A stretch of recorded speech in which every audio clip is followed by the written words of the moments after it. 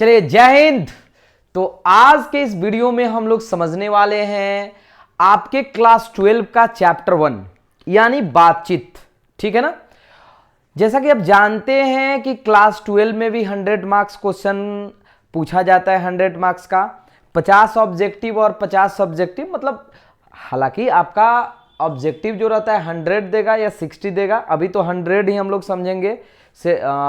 Send up exam के बाद ही ये क्लियर होगा कि आपसे 60 पूछेगा या 100 पूछेगा। बट आउट ऑफ 60 और 100 you have to answer only 50 questions. जैसा आपका इंग्लिश है वैसा ही आपका हिंदी भी है।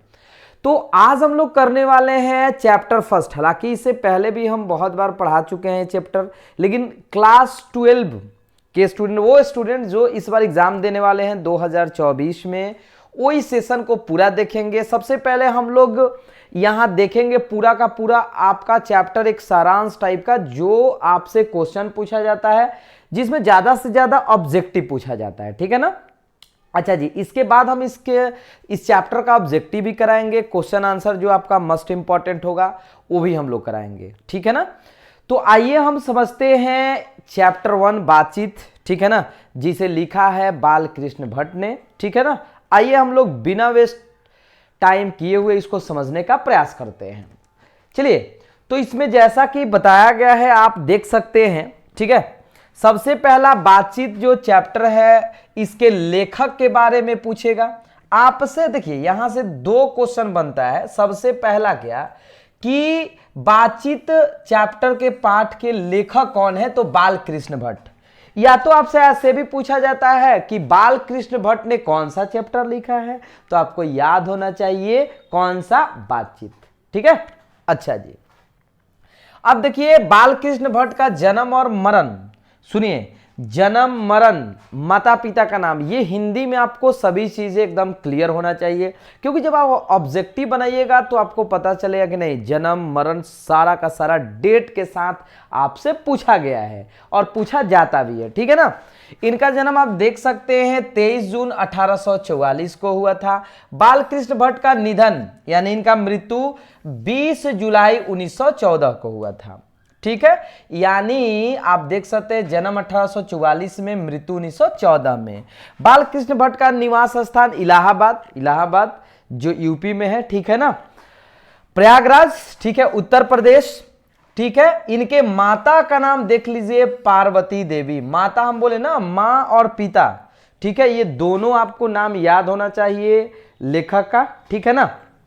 अच्छा जी, बालकृष्ण भट्ट के पिता का नाम बेनी प्रसाद भट्ट, जो एक व्यापारी थे। ऐसा भी पूछ देगा यहां से क्वेश्चन कि बालकृष्ण भट्ट के पिताजी का नाम क्या है, तो आप देख सकते हैं बेनी प्रसाद भट्ट। ठीक है।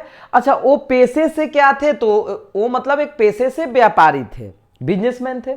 ठीक है। अच्छा, अब बालकृष्ण भट्ट आधुनिक काल के, काल पूछेगा तो आप लोग को देना है आधुनिक। ऐसे पूछेगा क्वेश्चन आपसे, बालकृष्ण भट्ट किस काल के लेखक है। ठीक है, लेखक थे, तो आपको याद रखना है आधुनिक युग। और यदि मान लीजिए आधुनिक काल, और यदि युग पूछेगा तो भारतेंदु युग। ठीक है ना, साहित्यकार थे।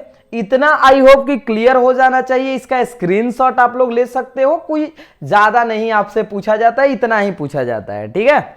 चलो, अब यहां जो दूसरा चीज है हम लोग समझेंगे बातचीत निबंध का सारांश। ठीक है। इस सारांश में आपको एकदम हम समझेंगे अपने भाषा में, अपने वे में समझाने के लिए। सबसे पहले बातचीत चैप्टर से ही मालूम चल रहा है, बातचीत जो हम लोग आपस में बात करते हैं। ठीक है ना। बातचीत तो हम लोग डेली रेगुलरली वैसे ही करते हैं, इसमें तो कोई नया नहीं कि हम लोग बातचीत के बारे में नहीं जानते हैं। हाँ, हो सकता है कि बातचीत बहुत टाइप के होते हैं। ठीक है। मान लीजिए मुख्य रूप से कितने व्यक्तियों के बीच बातचीत होता है। ठीक है, ये भी इस चैप्टर में बताया गया है। ठीक है। तो यही सब चीजें आपसे ऑब्जेक्टिव में, सबसे पहला ऑब्जेक्टिव में नाम पूछेगा लेखक का। फिर ये भी पूछा जा सकता है कि मतलब लेखक कौन सा चैप्टर लिखे, उनके माता का नाम, पिता का नाम। ठीक है, उनका जन्म कहाँ हुआ था, ठीक है, कब हुआ था। तो ये सब ऑब्जेक्टिव में हमेशा पूछेगा। ठीक है। आइए समझते हैं। यहां कहा जा रहा है कि बातचीत शीर्षक निबंध आधुनिक काल के प्रसिद्ध, आधुनिक काल याद रखिएगा, प्रसिद्ध निबंधकार यहां से ये भी बात क्लियर हो गया कि ये निबंधकार थे।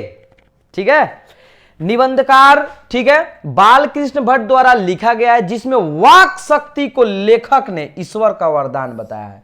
वाक शक्ति, वाक शक्ति क्या है? बोलने का कला, बोलने का शक्ति।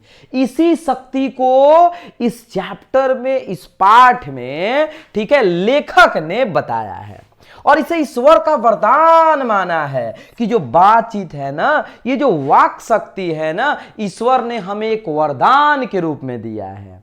ठीक है, ओके, कोई प्रॉब्लम नहीं होना चाहिए। बालकृष्ण जी कहते हैं कि वाक शक्ति अगर मनुष्य में ना होती, ठीक है, ना होती तो न जाने इस गूंगी सृष्टि का क्या हाल होता। बहुत इंपॉर्टेंट लाइन, इससे क्वेश्चन भी पूछा जाता है।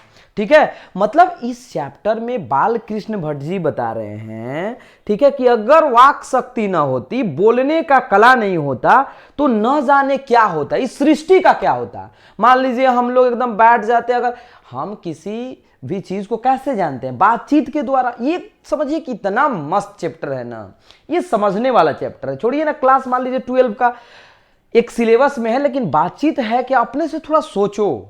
जो हम लोग बातचीत डेली करते हैं, अपने रोज के जिंदगी में करते हैं, प्रतिदिन के जिंदगी में करते हैं, सृष्टि का क्या होता। वे कहते हैं कि बातचीत में वक्ता को स्पीच की तरह नाच खराज जाहिर करने का मौका नहीं दिया जाता है। अब यहां दो चीज, एक तो बातचीत और एक स्पीच।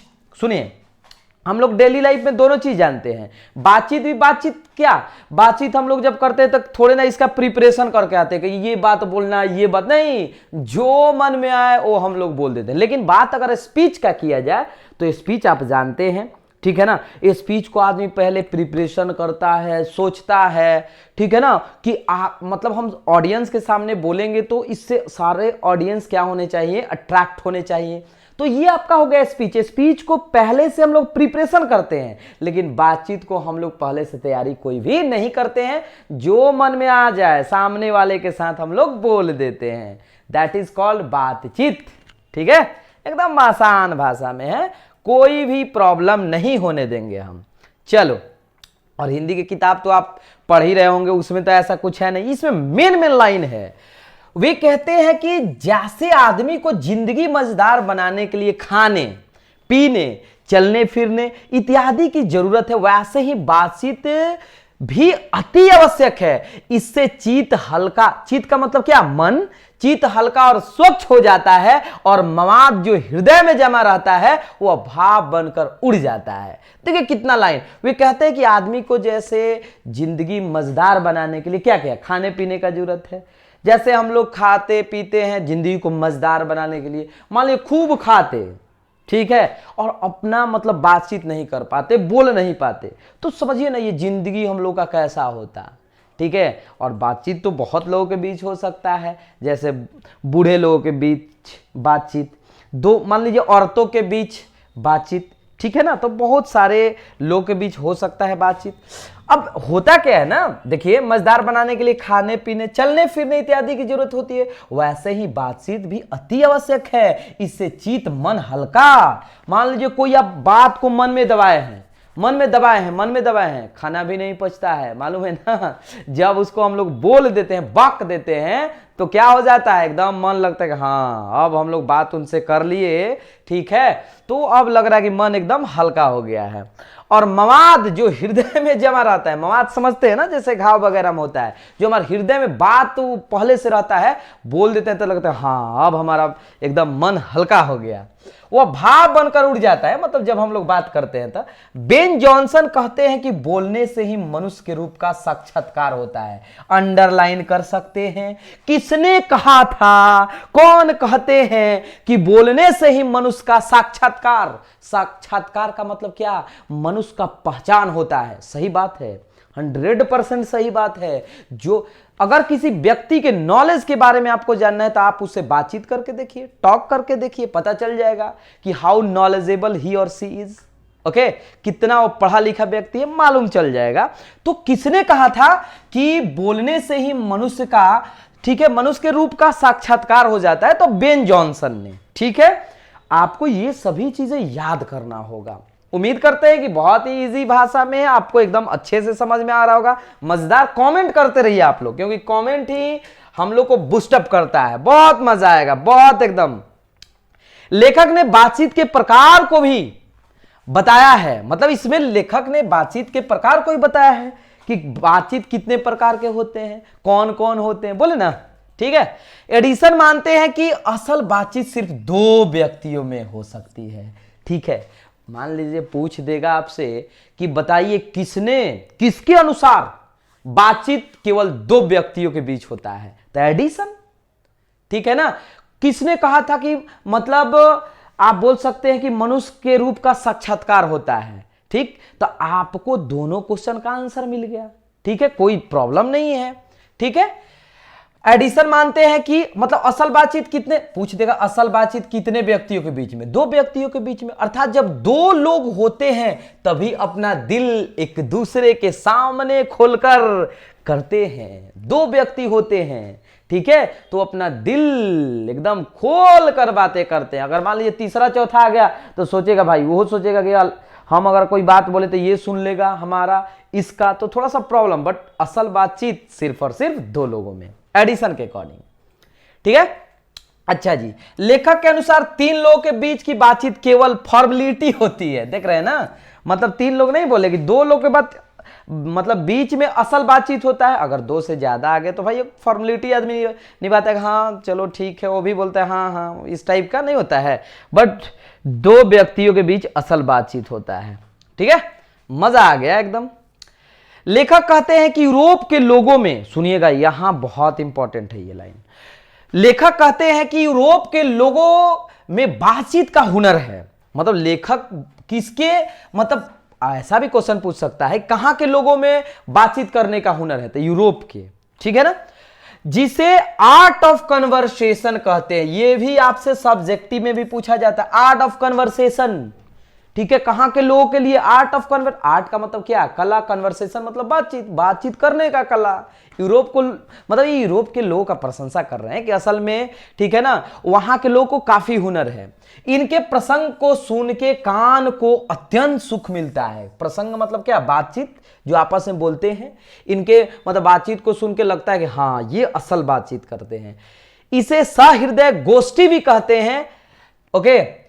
अंततः बालकृष्ण भट्ट कहते हैं कि हमें अपने अंदर ऐसी शक्ति पैदा करनी चाहिए जिससे हम अपने आप बातचीत कर ले। और अब देखिए अंत में ये कह रहे हैं कि हम अकेले में भी बातचीत कर सकते हैं। वाह वाह भाई वाह। तो ये बालकृष्ण भट्ट कहते हैं। लेकिन एडिसन के अकॉर्डिंग हम लोग को याद है कि दो व्यक्तियों के बीच में, देखिए ये पूछेगा कि लेखक कब कहते हैं कि अकेले में भी बातचीत हो सकता है, तो अंत में। ठीक है ना, देखिए मतलब ये कह रहे हैं, बहुत ही अच्छा लाइन है कि अंततः बालकृष्ण भट्ट कहते हैं कि हमें अपने अंदर ऐसी शक्ति पैदा करनी चाहिए, मतलब हमारे अंदर ऐसी शक्ति पैदा करनी चाहिए जिससे हम अपने आप बातचीत कर ले। और बातचीत का यही उत्तम तरीका है। कौन सा बातचीत का उत्तम तरीका क्या है, कि हम अपने आप से बात कर ले, ऐसी शक्ति प्रदान करते हैं, ऐसी शक्ति पैदा कर ले व्यक्ति अपने आप में। ठीक है, तो ये वीडियो आई होप कि आपको बहुत ही शानदार लगा होगा। और ये एक चैप्टर नहीं, क्योंकि अब शेर आ गया है मैदान में, तो पूरे चैप्टर को बर्बाद करेंगे। इसका अगला जो होगा सेशन वो ऑब्जेक्टिव और पूरा सब्जेक्टिव होने वाला है। तो एक बार आप कमेंट करके जरूर बताइएगा कि आपको ये वीडियो मतलब कितना मजेदार लगा। ईमानदारी से, झूठ नहीं बोलना है, जैसा आपको वीडियो लगेगा वैसा ही कमेंट करिएगा। क्योंकि हम कमेंट जब पढ़ते हैं तो ऐसा नहीं कि आप मान लीजिए अगर कोई गलती हुआ होगा या जो कुछ भी तो मुझे बुरा लगेगा, नहीं, क्योंकि आपका कमेंट ही हम लोग का मोटिवेशन है। ठीक है, मिलते हैं इसी जोश और जुनून के साथ नेक्स्ट वीडियो में। जय हिंद।